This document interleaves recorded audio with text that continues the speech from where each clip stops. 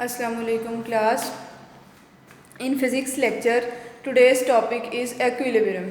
Equilibrium के बारे में आज हम पढ़ेंगे। मेरा ख्याल से इस टर्म से आप लोग पहले नहीं फेमिलियर।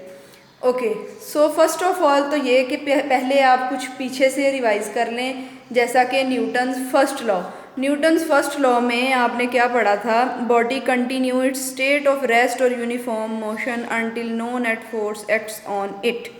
क्या मतलब इस बात का कि न्यूटन ने अपने जो 3 लॉज दिए थे, सबसे पहला लॉ उसका क्या था कि कोई भी बॉडी अगर वो रेस्ट में है तो वो रेस्ट में रहेगी, अगर वो यूनिफॉर्म मोशन से मूव कर रही है तो वो यूनिफॉर्म मोशन से हमेशा मूव करती रहेगी until no net force acts on it, यहाँ तक कि उसके ऊपर कोई ना कोई फोर्स एक्ट करके उसे उसकी हालत बदलने पर मजबूर ना कर दे। क्या मतलब इस बात का, उसके मुताबिक अगर कोई बॉडी रेस्ट में पड़ी है तो वो हमेशा सदियों तक रेस्ट में ही पड़ी रहेगी, और अगर कोई बॉडी मूव कर रही है तो अगर हम उसके लिए फ्रिक्शन को ज़ीरो कर दें, हवा की फ्रिक्शन को ज़ीरो कर दें, और जिस भी चीज़ के ऊपर वो मूव कर रही है उन दोनों के दरमियान की फ्रिक्शन को ज़ीरो कर दें, तो न्यूटन के लॉ के मुताबिक अगर कोई भी आपके पास हिंड्रेंस ना हो तो वो बॉडी हमेशा ऐसे ही मूव करती रहेगी। ओके, तो अब हम आ जाते हैं एक्विलिब्रियम की तरफ। एक्विलिब्रियम टर्म आपके पास क्या कहती है कि body set to be in equilibrium if no net force acts on it. अगर किसी भी बॉडी पर कोई भी फोर्स एक्ट नहीं कर रही तो हम कहते हैं ये आपके पास किस में है, एक्विलिब्रियम कंडीशन में है। बिल्कुल वैसे ही जैसे न्यूटन ने कहा था कि बॉडी तब तक मूव अपनी हालत चेंज नहीं करेगी, तब तक रेस्ट में है तो रेस्ट में रहेगी, यूनिफॉर्म मोशन में मूव कर रही है तो यूनिफॉर्म मोशन में ही रहेगी। बिल्कुल ऐसे ही अगर कोई बॉडी इसी लॉ को अप्लाई कर रही हो तो वो आपके पास क्या कहलाती है कि ये एक्विलिब्रियम में है।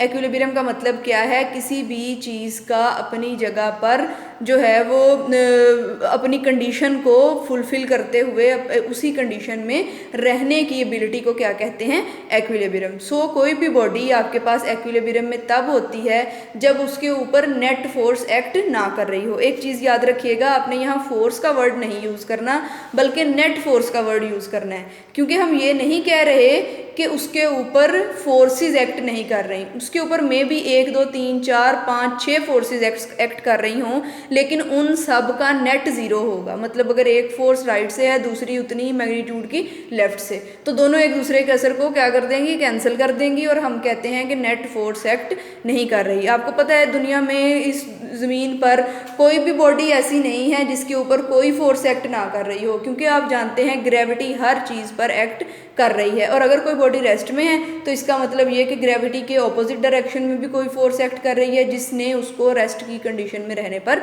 मजबूर कर दिया है। ओके, नेक्स्ट है हमारे पास इसकी कुछ एग्जांपल्स। सबसे फर्स्ट एग्जांपल है बच्चे आपके पास book lying on a table. अगर कोई बुक आपके पास टेबल के ऊपर नॉर्मल कंडीशन में मौजूद है, यानी वो मूव नहीं कर रही, ना आप उसको मूव करवाने की कोशिश कर रहे हैं, तो उसके ऊपर क्या है, ग्रेविटी तो एक्ट कर रही है, फोर्स तो एक्ट कर रही है, लेकिन नेट फोर्स ज़ीरो है। क्यों? क्योंकि जितनी ग्रेविटी उसको नीचे की तरफ खींच रही है, डाउनवर्ड फोर्स लगा रही है, उतना ही टेबल की सरफेस उस पर अपवर्ड फोर्स लगा रही है। तो दोनों फोर्सेस ने एक दूसरे को कैंसिल किया हुआ है, एक दूसरे के नेट को ज़ीरो किया हुआ है, जिसकी वजह से वो बुक जो है वो नॉर्मली रेस्ट पर मौजूद रहती है, और हम कहते हैं बुक जो है वो एक्विलिब्रियम कंडीशन में है। नेक्स्ट है आपके पास लॉग हैंगिंग की एग्जांपल बुक में। लॉग कहते हैं बच्चे लकड़ी के किसी भी इस तरह के टुकड़े को जिसको रिप्रेजेंट करवाया है आपके सामने। जिस तरह आप घर में कोई तस्वीर भी इस तरह से लटका देते हैं कि 2 जो है वो रॉप्स की मदद से, इसी तरह आपके पास 2 रस्सियों की मदद से इस लॉग को लटकाया गया है। F1 और F2 इसके ऊपर की तरफ एक्ट कर रही हैं, टेंशन के तौर पर एक्ट कर रही हैं, यानी आपके पास जो वेट W है, जो जिस फोर्स से ज़मीन इसे अपनी तरफ खींच रही है वो नीचे की तरफ है, और फोर्स F इसके लिए ऊपर की तरफ है। दोनों फोर्सेस ने मिला के जितना इफेक्ट बनाया F1 और F2 ने, अगर वो आपके पास ज़्यादा हो एज़ कम्पेयर टू डब्ल्यू से तो लॉग ऊपर की तरफ मूव करना शुरू कर देगा। और अगर F1 F2 की फोर्स इतनी ज़्यादा ना हो बल्कि वेट डब्ल्यू ज़्यादा हो तो आप जानते हैं कि लॉग जो है वो रस्सियों के साथ एक्सटेंड होकर नीचे की तरफ गिर जाएगा या ऊपर से रस्सियाँ खुल जाएंगी। अगर ये लॉग आपके पास रेस्ट में मौजूद है इसका मतलब F1 और F2 ने मिल के डब्ल्यू के यानी वेट के बराबर ही फोर्स उस पर लगाई है। F1 और F2 के सम ने वेट डब्ल्यू को बैलेंस किया हुआ है। जब दोनों ने आपस में एक दूसरे को बैलेंस किया है इसका मतलब नेट फोर्स एक्ट नहीं कर रही, और नेट फोर्स जब एक्ट नहीं कर रही तो हम कहेंगे बॉडी जो है वो आपके पास एक्विलिब्रियम कंडीशन में है। नेक्स्ट है आपके पास एग्जांपल, क्योंकि आपके पास ज़रूरी नहीं है कि नेट फोर्स ज़ीरो हो तो बॉडी जो है वो रेस्ट में ही हो।